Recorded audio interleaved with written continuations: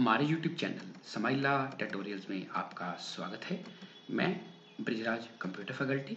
आज की इस वीडियो में हम subject computer science class 9th chapter 4 Microsoft Excel part 1 spreadsheet basics में इस चैप्टर के ट्रू फॉल्स, MCQ और फिल इन द ब्लैंक्स पढ़ेंगे। तो आओ शुरू करते हैं।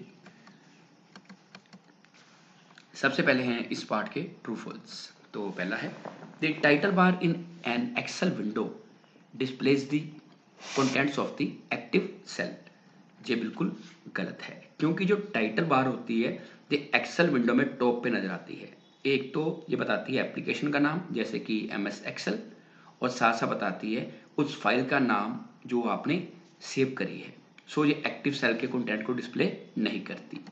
Second, a spreadsheet grid is made up of rows and columns that intersect to form cells।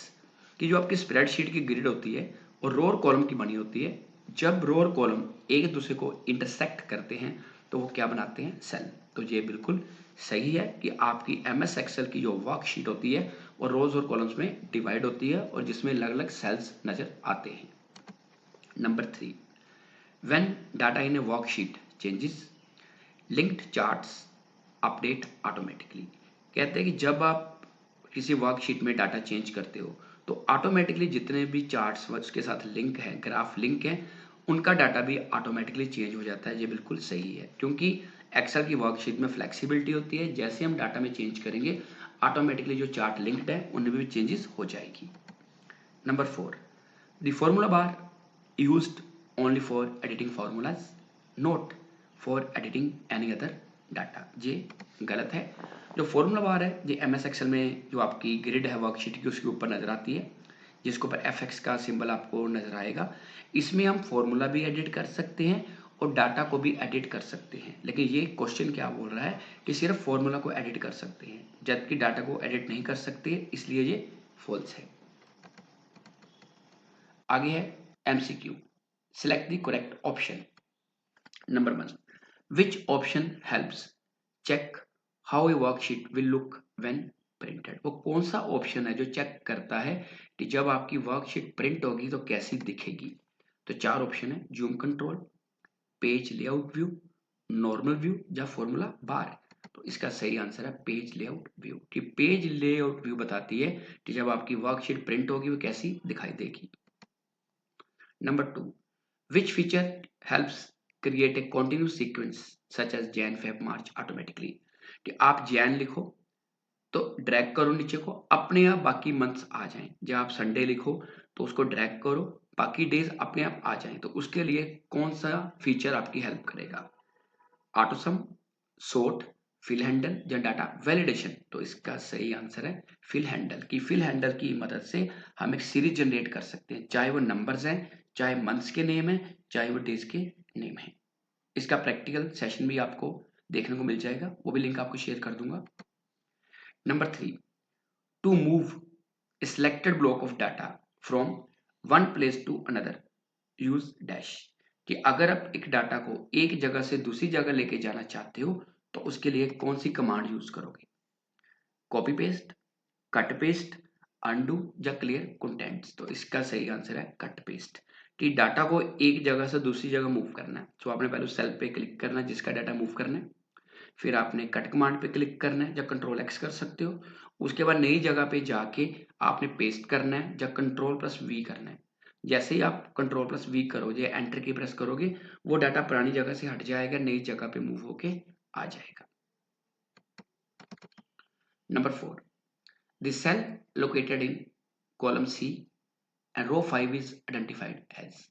कि आपका डाटा जो है वो कॉलम C पे है, रो 5 पे है, उसको कैसे आइडेंटिफाई करेंगे? 5C बोलेंगे, C05 बोलेंगे, C5 या 5C। तो इसका आंसर है C5। तो इसका मतलब है कि हम C कॉलम पे काम कर रहे हैं और 5वीं रो पे काम कर रहे हैं।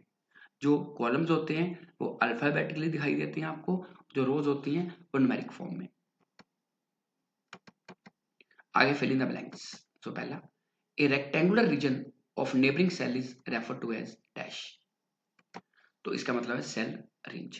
तो जो रेक्टेंगुलर रीजन होता है एमएस एक्सेल में साथ वाले सेल्स को जोड़ता है उसको बोलते हैं सेल रेंज। जो आप मान लो पहले सेल पे काम कर रहे हो, आप ड्रैग करके अगले सेल्स पे चले जाते हो, उसके नेबर सेल पे चले जाते हो, उसको बोलेंगे सेल रेंज। इसकी जो तब पड़ती है अगर हम फिल हैंडल लगाना चाहते हैं या किसी फॉर्मूला को कॉपी करना चाहते हैं तो। Number 2, in a worksheet column labels use dash while row labels use numbers. कि जब हम एमएस एक्सेल की वर्कशीट में काम करेंगे तो कहते हैं कि रो के लिए तो नंबर यूज होते हैं, कॉलम्स के लिए क्या यूज होते हैं? कॉलम के लिए यूज होते हैं लेटर्स, जिनको बोलते हैं alphabets. Number 3, A workbook is another name for a dash file. ये आपकी जो वर्कबुक है इसके अलावा इसको क्या बोलते हैं? इसको बोलते हैं एक्सेल फाइल। कि जब हम एमएस एक्सेल में काम करेंगे तो आप वर्कबुक पे काम करते हो या स्प्रेडशीट पे काम करते हो, लेकिन आप काम कर रहे हो एक्सेल में, इसलिए उसको बोलते हैं Excel file. Number 4, when the text in a cell is too long to fit within its width, the dash feature can be used to display the entire content on multiple lines within the same cell.